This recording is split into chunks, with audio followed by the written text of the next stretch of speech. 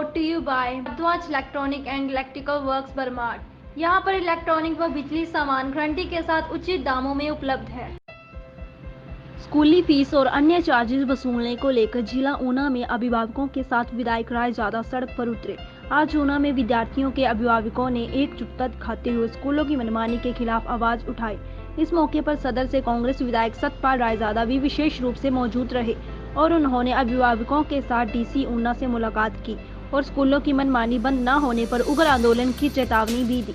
अभिभावकों ने उपायुक्त ऊना राघव शर्मा से इस समस्या से निजात दिलाने की मांग की। हम फोन ले रहे हैं 15-15 हजार रुपए के, वीडियो कॉल डाल देते हैं और पूछना होता है तो थोड़ी देर पूछते हैं बच्चों आपको समझ में आ गया कि नहीं। समझा कौन रहा है? माँ बाप समझा रहे हैं। पढ़ा कौन रहा है? माँ बाप पढ़ा रहे हैं। नेट का खर्चा कौन कर रहे हैं? माँ बाप कर रहे हैं। तो आप क्या कर रहे हो? हमारे से फीसें मांगे जा रहे हो, क्यों मांग रहे हो? ऊपर से ट्रांसपोर्ट का खर्चा मांग रहे हो। बच्चे हमारे खड़े होके जा रहे हैं, स्कूल तक जा रहे हैं खड़े होके, और एनुअल चार्ज मांग रहे हैं। इतना हर साल बढ़ाते हैं। हमें पेरेंट्स साहब मिलने गए तो उन्होंने कहा कि माउंट कार्मल में सबसे ज्यादा फीस है। खुद मेरे भांजा भांजी, मेरे भतीजा भतीजी पंजाब में भी, हिमाचल में, दोनों में सर माउंट कार्मल में पढ़ रहे हैं। दोनों की फीस से आधी है, चारों की। 5वां मेरा भांजा चंडीगढ़ में पढ़ रहा है, वो भी माउंट कार्मल में है। उन्होंने भी कहा है कि हम नहीं लेते हैं ट्रांसपोर्ट, जबकि वो 12th में है और ट्रांसपोर्ट यूज कर रहे हैं। उन्होंने भी मना कर रखा है कि हम नहीं लेंगे। अब बच्चों को प्री बोर्ड शिक्षा चल रही है, उनकी पेपर हो रहे हैं, वो दे रहे हैं।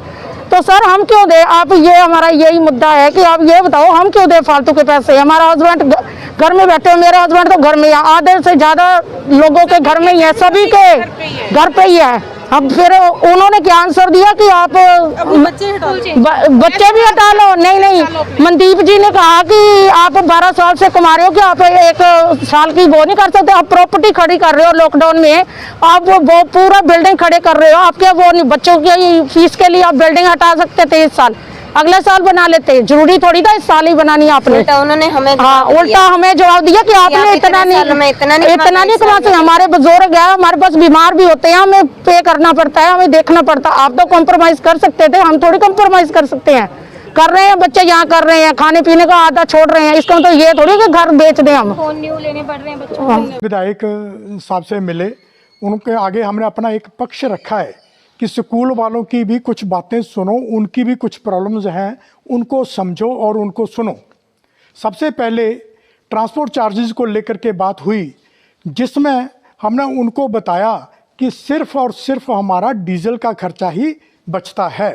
बाकी के जो सारे खर्चे, सारे टैक्सीज, सारे इंश्योरेंस से लेकर के बाकी जितने भी वो सारे खर्चे हैं, वो सारे के सारे चल रहे हैं।